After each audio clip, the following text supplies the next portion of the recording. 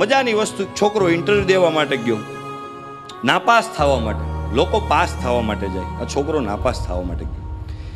Entry કરતો હતો, બિલ્ડિંગની અંદર એન્ટર થયો. સામે ઇન્ટરવ્યૂ દઈને બધા યુવાનો આવતા હતા. પૂછવા લાગ્યો કે પાસ કરે છે કે નાપાસ? એ કે બધાને ફેલ કરે છે. એ કે તો કામ થઈ ગયું, હાલો આપણને ફેલ કરશે. રેડી. ઇન્ટરવ્યૂ દેવા માટે જ્યાં દરવાજો ખોલે, મોટા મોટા ઓફિસરો બેઠા હોય, ભાઈ બેસે જ. એને બે જ સવાલ કરે છે કે ભાઈ તારું નામ શું છે? એટલે છોકરો કે ફલાણું ફલાણું ફલાણું. મજામાં? કે ઓલરેડી એકદમ આનંદમાં. ઓકે, ચાલો ક્યારથી નોકરી ચાલુ કરો છો? પેલો સ્તબ્ધ થઈ ગયો. કે સાહેબ તમે તો એજ્યુકેશન કદાચ મારા કરતાં તમારું વધારે છે. તમે એ તો પૂછો કે તમારી કંપનીની અંદર હું આવું છું, મારી ક્ષમતા કેટલી છે, હું તમારી કંપનીને કેટલો ફાયદો કરાવી આપીશ, એ તો જરીક મને પૂછો. બીજી બધી વાત ક્યાં તમે આ કરો? અમારું ઇન્ટરવ્યૂ લેવાનું હતું ત્યારે 4 સાહેબો બેઠા હતા ને, ત્યારે એણે વાત કરી કે તારું ઇન્ટરવ્યૂ તું દરવાજાની અંદર એન્ટર આવ્યો ને ત્યારે ચાલુ થયું એવું નહીં.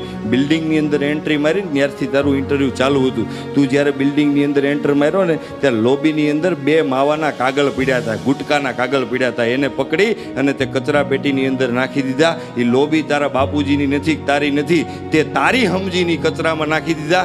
આગળ ગયો, એક દાદરની અંદર લાઇટ ચાલુ હતી નકામી, એ બંધ કરી અને તું આગળ વધ્યો. અને તું જ્યારે ઓફિસની અંદર એન્ટ્રી કરી ત્યારે 2 પગ આમ ટહડી કે અમારી ઓફિસ બગડે નહીં, એટલા માટે તું અંદર આવ્યો. બીજી બધી અમારે જે ક્વોલિટી ડેવલપ કરવાની છે એ અમે બધાય ભેગા મળીને કરાવી નાખીશું. આ સંસ્કાર અમે તમને ડેવલપ નહીં કરાવી શકીએ.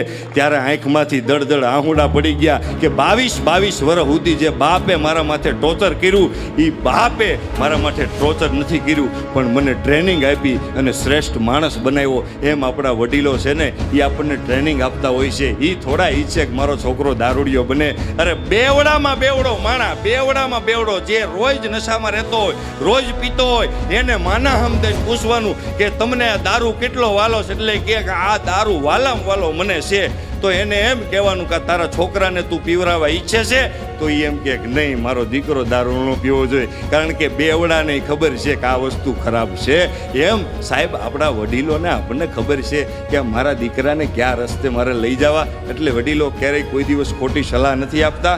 આપણને જ્યારે કોઈ પણ વ્યક્તિ કાંઈ પણ કહેતા હોય ત્યારે આપણને એમ લાગે કે આ આપણા કામનું છે કે નહીં, પણ જ્યારે તમે દિલથી સાંભળો, એ 25 વર્ષ પછી પણ તમને વિચાર અંદરથી પ્રગટ થાય. પણ જો તમે વાયો હોય તો